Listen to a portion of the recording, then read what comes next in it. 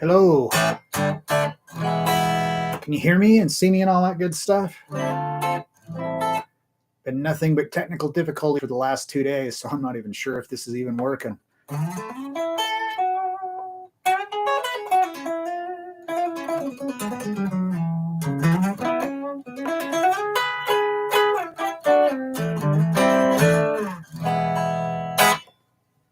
And if anybody was here yesterday for the live stream, I apologize. I don't know what happened. About 10 minutes into it, I lost my internet connection. Couldn't get it back or anything. But it's because I'm stuck with using Xfinity internet, because that's all there really is here in my area, and the service absolutely sucks, and there isn't really anything I can do about it. So if anybody was here for yesterday and then it just kind of got cut off, you didn't miss anything, because nothing ever came on. But I'm just gonna do tonight what I was supposed to do last night. Don't normally do this on a Thursday. I had to do it an hour later than normal because of my teaching schedule, but yeah, so here we are. I'd like to welcome everybody out tonight. Really appreciate it. So what we're going to be doing is I'm going to show you guys some cool guitar riffs that are like the intros to songs that are like really, they're like ear candy ones. You hear them and you just instantly, oh, that's just like really, really cool. And most of them are pretty simple to play. So I thought this would be a fun thing that we could do. Hi, Terry. There are tabs available for the riffs that I'm going to be going over, and there's a link in the description, so you can just click on that, download the tabs for these riffs, and play along. So, how is everybody doing tonight? Oh, you're welcome, Terry. I appreciate you being here. So, where are we coming in from tonight? Let's do a little roll call. Got any of my regulars here tonight?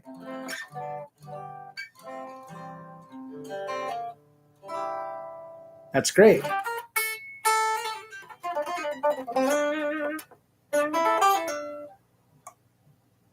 Ireland. Well, that's awesome. I think that you're the first person to tell me that they were tuning in from Ireland anyway.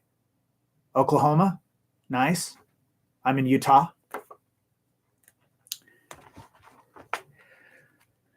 So yeah, said nothing but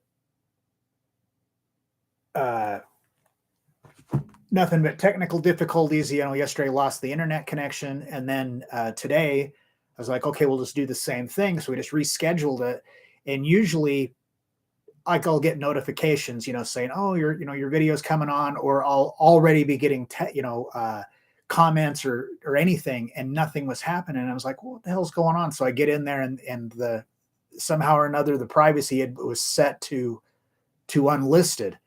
So if I hadn't noticed that, I'd have been just sitting here doing it, to nobody.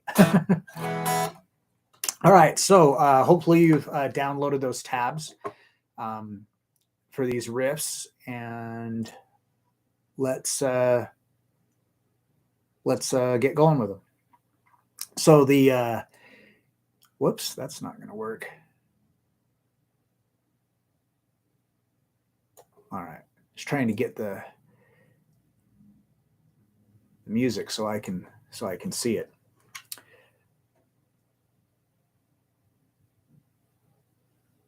Oh, well, thank you. I appreciate that. South. I can't. My eyesight's so shitty. I can't tell. It looks like it says AMAGH or ARMAGH. I don't know. Never heard of it, but that's awesome. Ireland is actually a place on my bucket list that I would like to visit before I die. Watch lots of those videos on YouTube where they just do it's like drone footage and stuff of just the landscape and the scenery and stuff. It just looks like such a beautiful place. I really like to go there. And the Irish accent is one of my favorites. All right, yeah. So the first one we're going to look at is the intro riff for "More Than a Feeling" from Boston. So it's not just the intro riff; it's also like the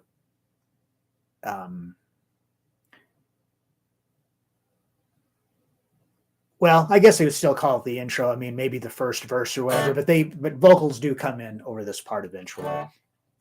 So it's pretty simple. You just have your D major chord that hopefully you already know, and D suspended 4. So for D suspended 4, if you don't know how to do that, is just take the D chord and you put your pinky down onto the 3rd fret of the high E string, and then you get D suspended 4. So I don't want to go too far into the theory and stuff on this, but basically what that means is that anytime you have a chord that said, like in this case, it says D sus 4. So sometimes people will, instead of saying suspended, they'll just call it a sus chord. When you have a suspended chord, the suspended means that the 3rd is being removed from the chord, and then it's being replaced with whatever number it says. So in this case, it's D suspended 4. So if when you're playing a D major chord, the 3 notes that make up the chord are D, F sharp, and A. So F sharp is our 3rd, and that's here on the 2nd fret of the high E string. So if I put my pinky down here, I'm switching that F sharp to a G, and G is the 4th interval of the D major scale. So that's what makes it D suspended 4. All right, so we start off with D, and this is made up of mostly 8th notes. It has one single quarter note in here too. So we start off, we pick the D string, then the B, and then the G, and then we're going to put our pinky down there on the 3rd fret of the high E to make it a just D suspended 4. And that's our quarter note. So this is like 1 and 2 and 3. And then on the and of 3, we take our pinky back off. And you also at this time can take your index finger off so the G string is open. And then you're going to play and 4 and. So the high E, the B, and then the G. And the G string is open. Now normally it would be there the 2nd fret. That was how I played it for a really, really, really long time. I learned how to play that riff, like when I was in high school, so a long time ago. And I always played it instead of. So it's not like a huge difference. It still sounds good the other way, but I just didn't realize that he was actually removing his finger and getting that open G there. So you got the 1 and 2 and 3 and 4 and then you're going to just keep your 3rd finger where it is there on the 3rd fret of the B string, and you're going to move your middle finger to the 3rd fret of the A string, which that's like the shape for C add 9. And now you're going to play A, G, B, A, oh my gosh, A, G, B, and those are 8th notes. So it's like 1 and, man, I'm having a hell of a time here. 1 and 2 and then you actually do that twice. And then move your middle finger from the 3rd fret to the from the 3rd fret of the, oh my God. Let me try that 2nd measure again. I'm sorry, I'm having a really, it stresses me out when there's all these technical difficulties because I don't know how to solve them. I'm lucky that I know how to turn the computer on. So as soon as there's any kind of technical problems, I panic because I don't know what to do. Oh, you've been playing it wrong too. So you were doing the same thing, keeping that A instead of G. Okay, 1st measure. 2nd measure, you move your 2nd finger up to the 3rd fret of the A string. And we're going to go A, G, B, and then that note moves down a half step to the second fret. So you just use your first finger. So now it's like you're playing a G chord just without the G note here. A, G, B, and then you put your second finger onto the third fret of the low E, and then just hit that, and then B. And then it just repeats. So hopefully I can do this better now.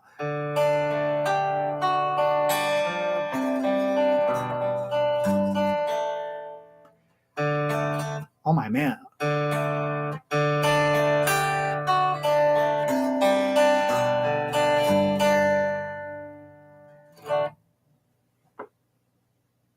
And playing the open E instead.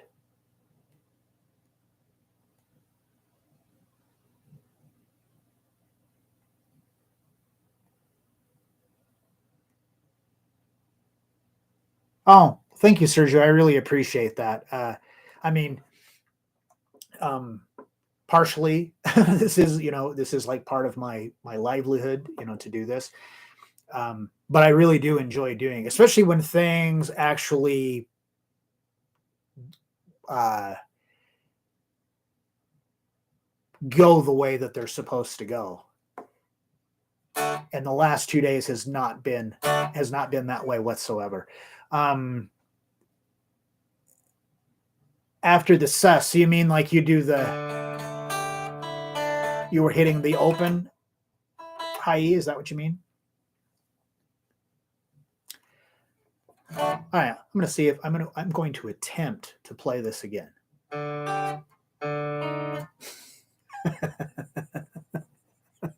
This is becoming comical.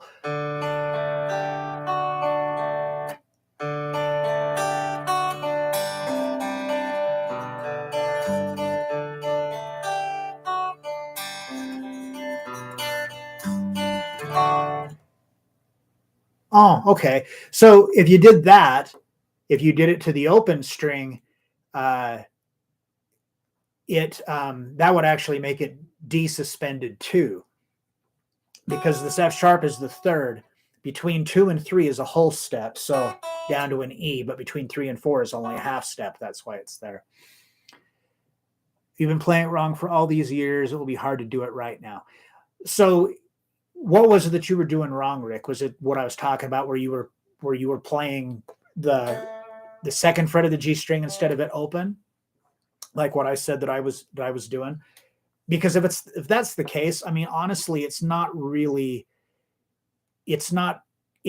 enough of a difference, in my opinion, to really put a bunch, unless you really want to be able to nail it, to be able to make that change. Apparently I have some pretty hardwired muscle memory for it, because I'm having a hell of a time playing it right. But yeah, that's it. So let's move on to the next one. I don't want to keep beating this lame horse to death here, because I'm having a hell of a time. So the next one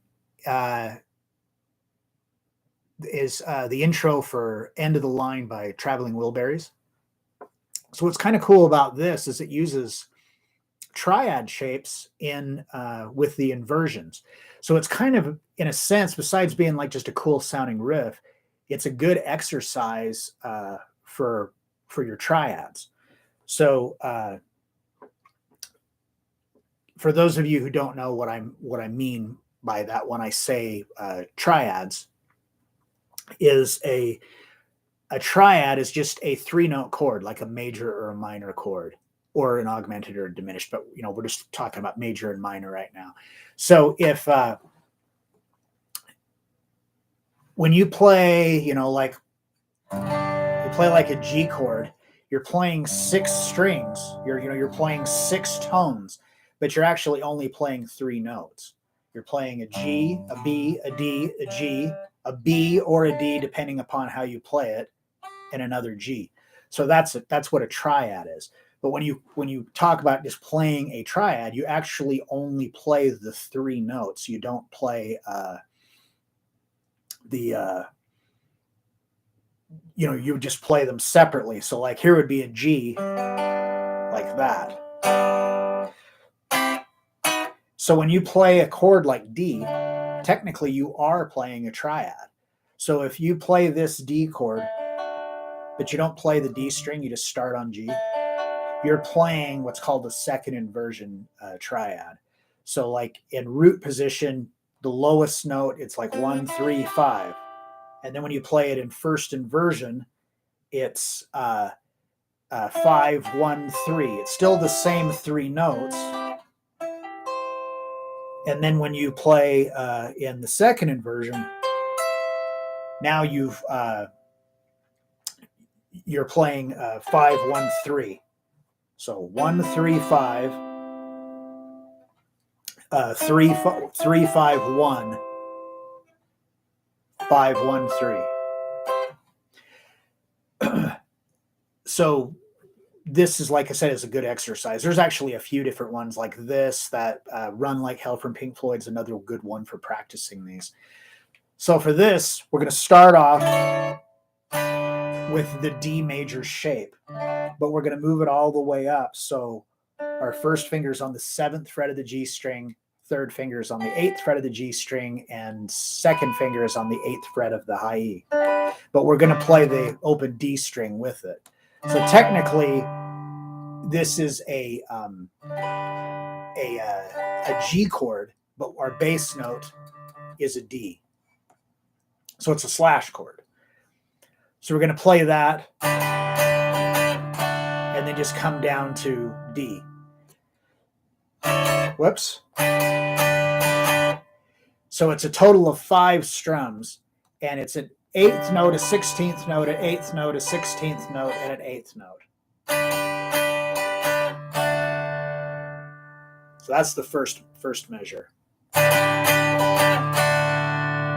Now on the second measure, we come back up to that same G over D again.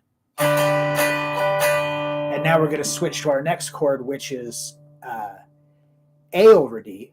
So we're just going to move that shape up a whole step.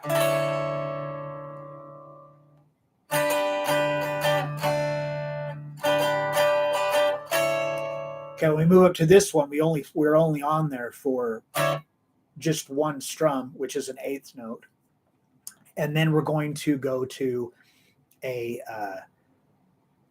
just a D major chord. So this D major chord here, it's because we have the inversion. So our root note, our D, is actually the highest pitched note. So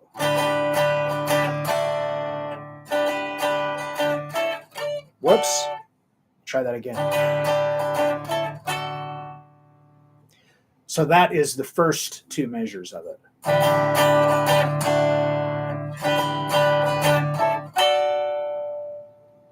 Then on the third measure, we come back to this G over D again.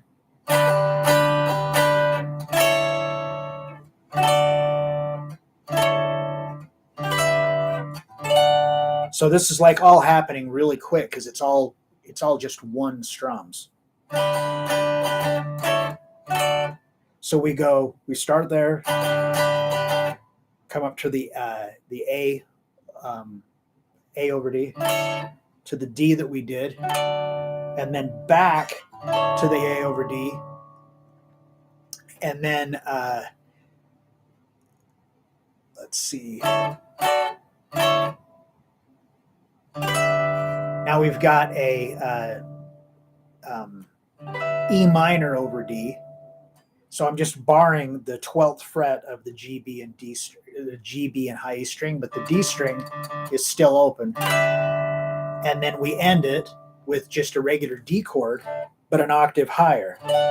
So we're on the 14th fret with our first and second finger on the G and high E string, and then the 15th fret of the B string with your third finger. So that whole thing is like...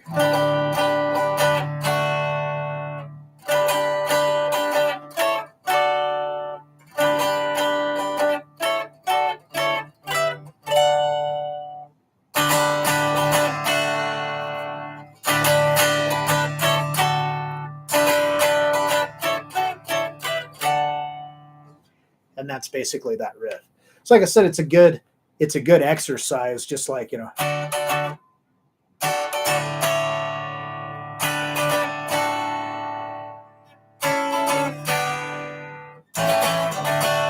Run Like Hell from Pink Floyd, another really good kind of a good exercise. It's a cool riff, but it's also just like a really good exercise for working with the triads. Oh, thank you, Paul. Appreciate it. Terry, thank you. I appreciate it. Yeah, I think the once, because when I learned triads originally, it was just I only learned the root position one, so I thought that was like all there was, and then I would like hook them together. Like I think we on one of these live streams, I think I did this like version of Canon and D, this sweeping thing. So it's like here's a D major triad and root position, and then here's another one on top of it, and I thought that was all there was, and I played that stuff forever and ever and ever, and I thought it was really cool and everything. But once I started learning the inversions, it just opened up so much cool stuff that you can play. Oh, you need to work with the inversions? Well, one of the things that I was thinking about doing for one of these live streams was actually to do a live stream and just really go over triads, like, explain them, go over the different shapes and the inversions and everything. If that's something that you guys would like, you'd like to see, tell me in the comments. All right, so that's the end of the line.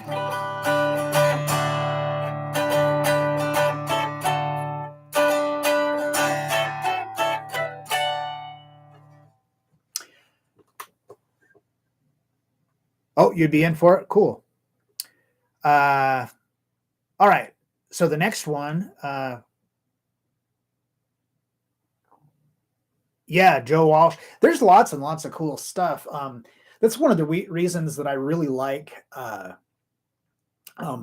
Rat, hair metal band Rat, is because they did lots and lots of really cool things with triads.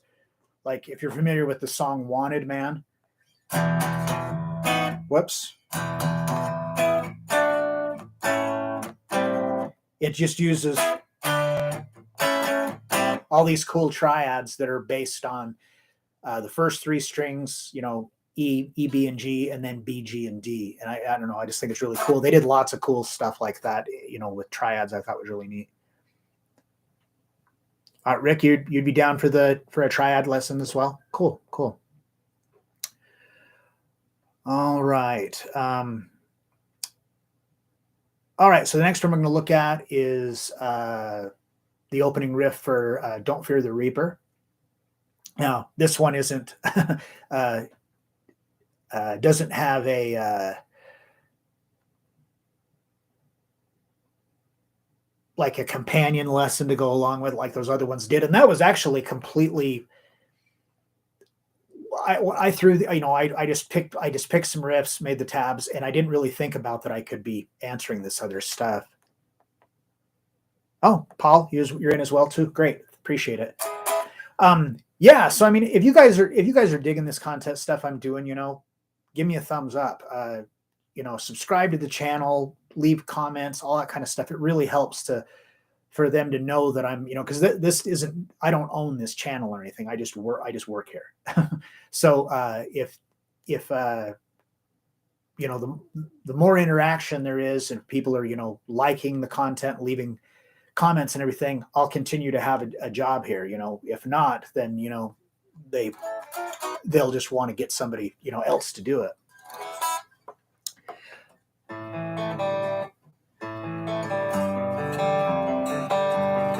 All right, I had to refresh my memory on how to play it. All right, so this one's pretty simple, but I think that this sounds really good. I really dig this riff.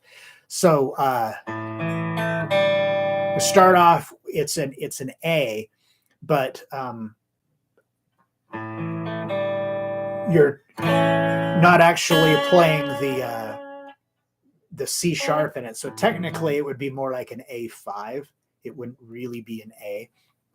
But you can just play it with one finger, or you can use two fingers, whatever's more comfortable. But you just have to be fretting the second fret of the D and the G string, and the A string is open. Now, this is entirely made up of just eighth notes. So we're going to go starting on the A string, A, D, G, and then take your finger off and play the G string open. So that's 1 and 2 and. So how I do it is I start with a downstroke, down, down, down, and then when I release my finger to play the string open, I do that as an upstroke. And then we switch to a G, and so that it leaves me available, ready to just start on a downstroke. Then we go to a G. Now you can put just all your fingers down. We're not playing a full-on G chord. We're not going to be playing the B and the high E string. So you can just do half of it. But sometimes when you have a riff like this where it's only playing half of the chord, you already have muscle memory to just grab a G chord.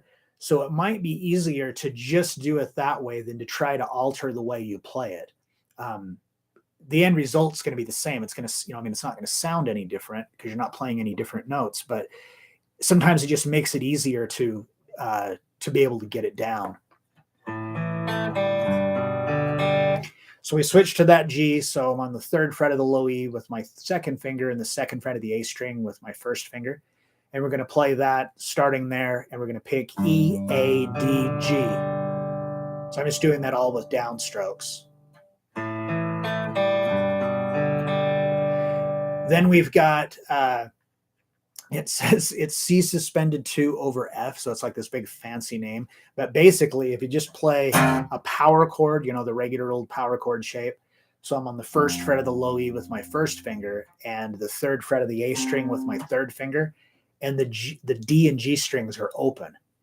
So that's 1 and 2 and then we go back to the G, 3 and 4 and then it just repeats.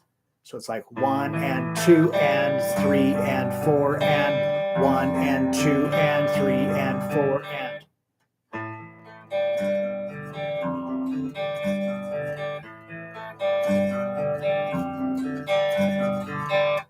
So that one's pretty easy. Super iconic riff. Everybody knows what that is. That song has all kinds of riffs in it that are that really stand out. Amongst the greatest riffs of all time, in my humble opinion. That is. So yeah. So that's Don't Fear the Reaper. So that's 3 of the, I believe, 4. That I'm, oh, there it is.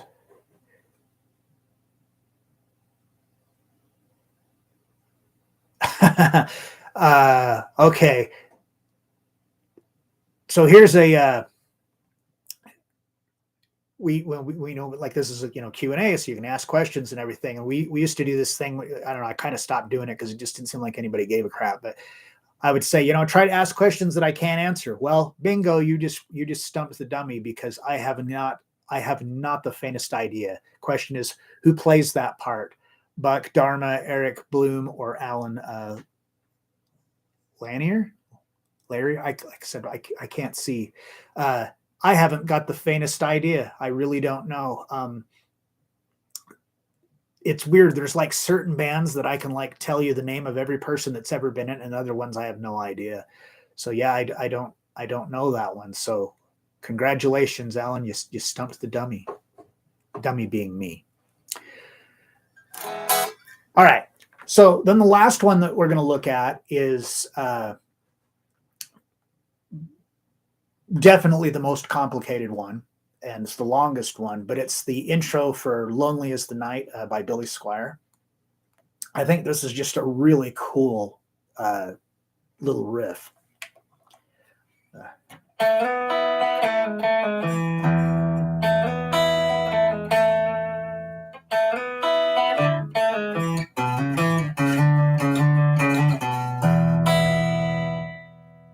I think that's just really neat. I really like that.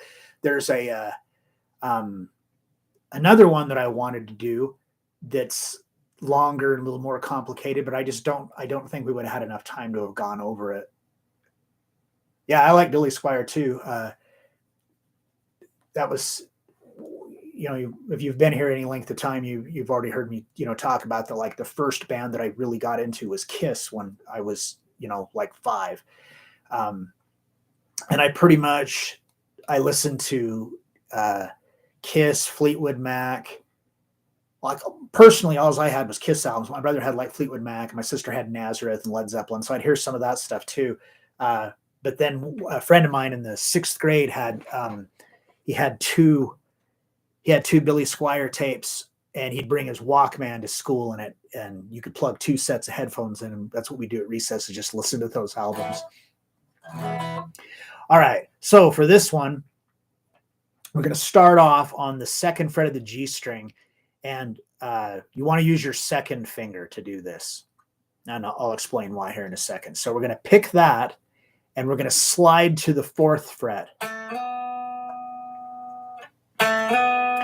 Now, this first, when we pick the 2, it's a 16th note. It's on the downbeat of 1, but it's a 16th note. And then when we slide up to 4, it's an 8th note. So I'm not even going to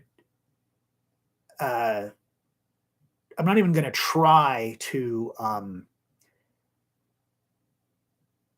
like count this, like to go through the counting out of it, because it starts getting really complicated. But just a simple way to remember it is that the 16th note only rings out for half the length of time that the 8th notes do.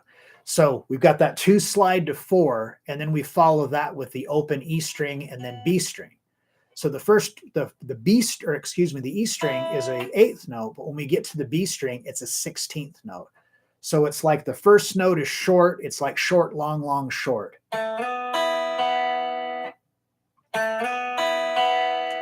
Now, the reason that we're using our 2nd finger here is because the next thing we're going to do is come back down to the 2nd fret and then put your 1st finger onto the 1st fret of the G string. And then we're going to pick that and pull off. And we do that twice. And then go to the 2nd fret of the D string with your 2nd finger. And then follow that with the open low E string.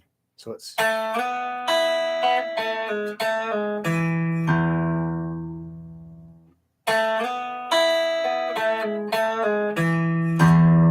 like that. Now it's like a little bit faster, but don't worry about the speed. Just try to get it down with the timing and everything so it's smooth. Let's see. His career went downhill when he quit playing and only sang. I didn't even know that he did that. I saw a thing the other day. It was a video. It was like bands that it said bands that ruined their careers with just one event or something like that. And they said that Billy Squier ruined his career when he did the music video for Rock Me Tonight. And I was like, oh, I've seen that video. What's wrong with it? So anyhow, I went and watched it, and I was like, holy cow. It's like super, super. It didn't age well. Let's put it that way. He looks like Jane Fonda in a workout video. He's got like a leotard on and leg warmers, and I don't know. It's pretty. Yeah, Mark knows what I'm talking about. It's pretty bad, but I don't care. I still like him. Yeah, so that's the first measure. Now the 2nd measure is almost exactly the same thing. We start off with that 2 slide to 4. And then the open E, B, come back to the 2nd fret, pick, pull to 1, and then back to 2, and then let that ring out because it's actually a half note. So it's like right on the downbeat of 3. So that's the first 2 measures. Whoops.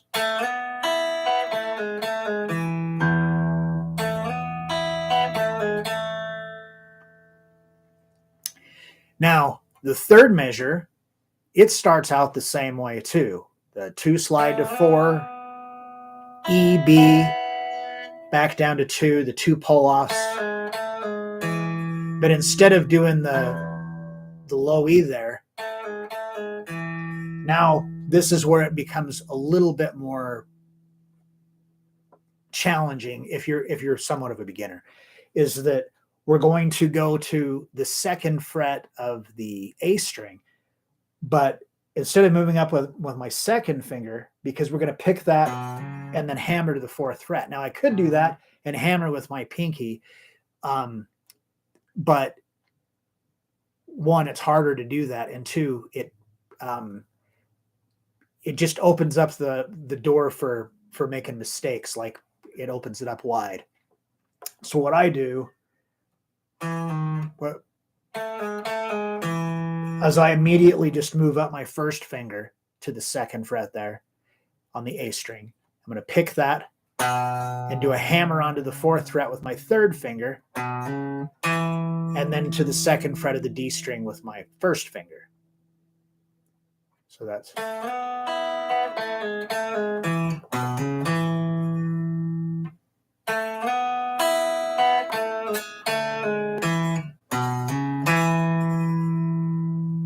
Then on the fourth measure, it's got this, we're going to go up to the fourth fret of the A string, and we're going to play that and slide to 5, and then follow that with the open D string. So we're sliding from a C sharp into a D and then hitting another D. So it's, and you do that twice. Now, when you come up there to do that, it really doesn't matter which finger you use. I've just playing it, just since we've been sitting here, I'm pretty sure that I did it one time with my first finger, and then another time I did it with my third finger. Now, I'm all about consistency. I really do think that that's the key to playing, is that once you figure out a way, okay, this is the way I'm going to do this, you stick with it. Don't, change it up. I don't know why. Sometimes when I'll do that, I'll use my third finger, and then other times I'll come down there and do it. But your third finger is probably the best choice. It's like going to make the most like logical sense. So after you do that twice, you come back to the 4, then to the second fret, low E open, and then the B and high E strings played together, F open. So it's like, whoops.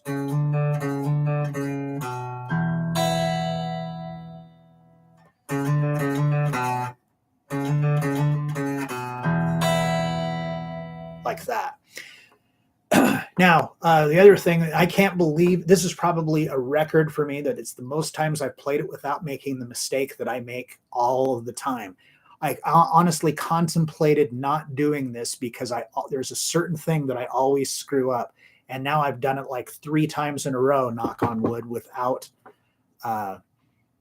screwing up. But then I also thought, I screw up all the time. I mean, I publish videos that aren't live that have mistakes in it because I'm not perfect. Nobody's perfect. And sometimes I think maybe if I actually put it out there that I make, that when I do it, that I make mistakes, it'll make other people think, oh, well, I don't have to try to strive for perfection. I'm a big believer in expect the worst and hope for the best, All right, so that whole riff.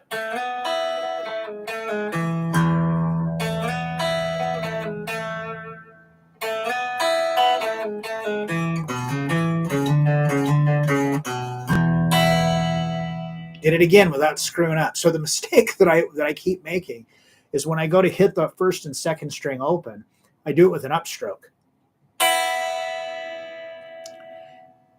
If you do that and now I can't even make the mistake. What I'll end up doing is that instead of just hitting the high E and the B strings, I'll hit the G string too. So having that G in there, we just went from having a power chord to actually having an E minor chord. And this would be like, it would be a major chord. So having that G in there actually caused it to change keys. And I just kept doing it every time I would screw up and hit that. Oh, thanks, Paul. Yeah, believe me, I screw up most things on my own, plenty of the time. All right, so those are the ones that that I had prepared for you. The other one that I wanted to do, but I didn't know. Well, there was actually a couple of them. The intro for AC/DC for "Have a Drink on Me."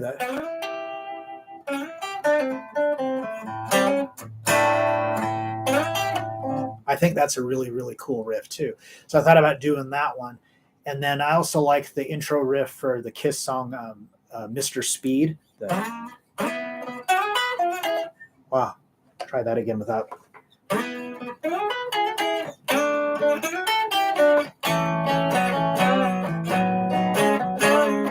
I think that's just a really cool riff too.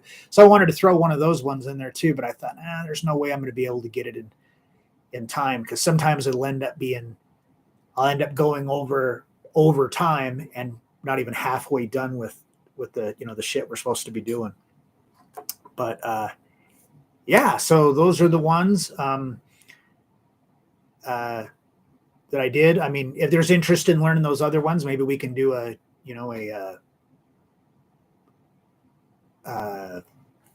like a part 2 or something like that.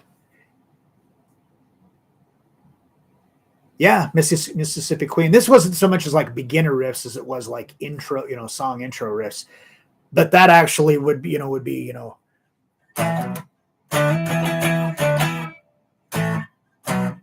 That's right.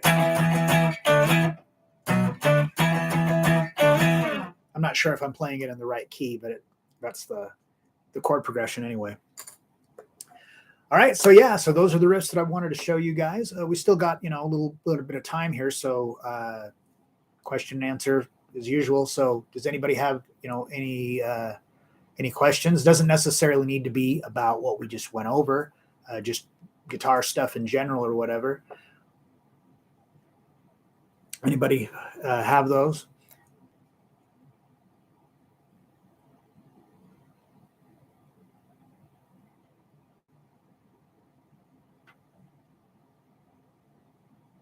What I just played. Oh my gosh, you're right. You're right. Well, I had the right band anyway. I guess that's close enough, right? I don't know. Like I said, this has been whenever there's these technical problems, it just stresses me out like something fierce. Like gives me anxiety. I hate it. I've got several. Oh, thank you, Paul. I really appreciate that. I'm glad you enjoyed it. Thanks for being here. I appreciate it. I have like 1, 2, 3. I have 4 computers that I use for business, for this and in private lessons and everything. And it just seems like all 4 of them, they're all pieces of crap. I need to just get one good one or whatever, I guess. Also, it should be in the description for this video. If it isn't, I will be really surprised. I don't write the description, so I'm not 100% sure. But there's that link in there where you could get the tabs for this. There's also a really cool free chord chart that you can download.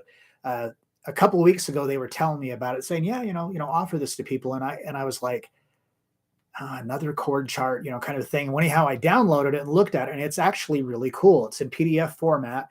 And the chord diagrams are kind of small, but they're not too small. I could still see them, and I'm blind. But just on one sheet, it pretty much has every chord that you could need. I mean, it obviously doesn't have every single voicing there is, but it has like. So if you were like playing a song and it's got a chord you're like, well, what's that? You can look on there and you can find it at a glance. It's actually really helpful, and it's free. So there's a click in there, or a link in there. Click on it.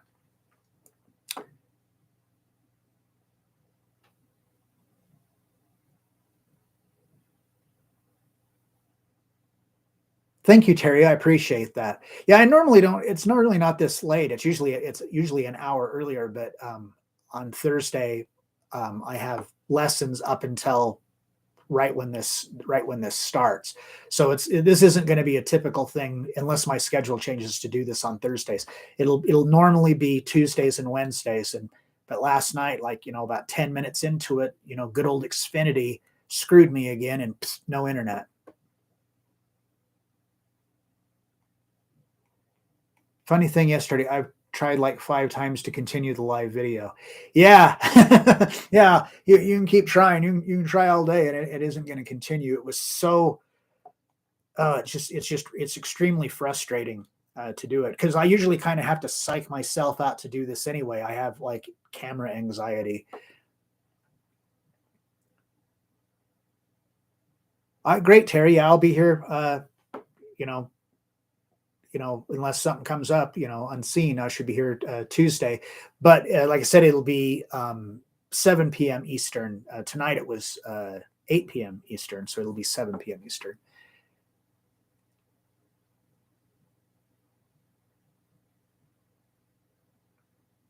Oh, that's good, Paul. That's good. I try to break it down slow enough and, try to show everything is the best I can that you could follow without the tabs. But some things, like if I would have actually had done that Kiss one or that AC/DC one, it would be pretty hard to, or it'd be pretty hard to get all of that without having the tabs. All right. So again, thanks everybody for coming out. I really appreciate it. If you like what I'm doing, hit the thumbs up button because all of that stuff is what tells Guitar Control that you're digging what I'm doing. So hit that thumbs up, leave a comment, subscribe to the channel, click the notification bell so you don't miss any of the content. Aside from doing live streams a couple of times a week, I also do just regular YouTube videos for this channel too. And they get published 2 or 3 times a week. They don't consistently always do them on the same day. Sometimes, it literally could be any day. Like the last one was on, or it was yesterday, I guess. Yeah, I think there was one yesterday. And then before that, it was Sunday. So I make them, send them to them, and then they upload them whenever they want to. Oh, thank you, Paul. You're welcome. I appreciate it. Well, again, thanks everybody for coming out. I really appreciate it. Hope you dig that stuff. Even if you don't get the tabs today, the link will be in there. You could get them next week if you wanted to or whatever. And you can always watch the rerun if you want to get the details or whatever of what we went over. But again, I really appreciate everybody coming out. Things are just been kind of picking up. I think tonight would have been better had it not been unlisted all day long. I'm glad I noticed that. I mean, I'm sure by now I would have figured out when there was absolutely nobody here that something was wrong. But hopefully all the technical BS is out of the way and I can just get back to playing guitar. Request Wheel of Steel Saxon. Good choice. Good choice. I will put that on my list. Now, Sergio, for like a full-on like song, I don't know, depending upon how I do it, it may not necessarily be live. It might just be in just a regular YouTube video. Like the one that I did that they published yesterday, that's what it was. It was just riffs that were requested by subscribers. So there was God,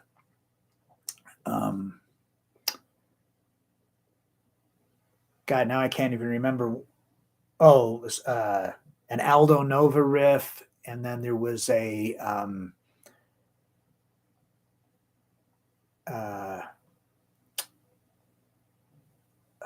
God, now I can't even remember. But sometimes I'll get requests for, like, there was one that was a band that I never even, called Hurricane Alice. I'd never even heard of them before, but it was kind of it's kind of an 80s hair metal kind of a riff, but it was pretty cool.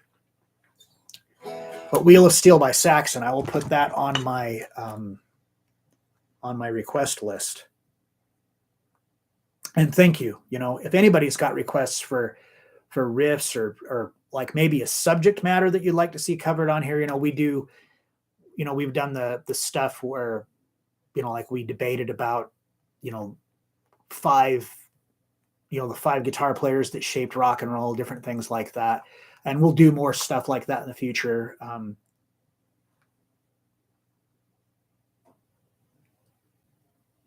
All right. Yeah. I'll check it out. I'm putting it on my list right now. God, sorry. Can't walk and chew gum at the same time. All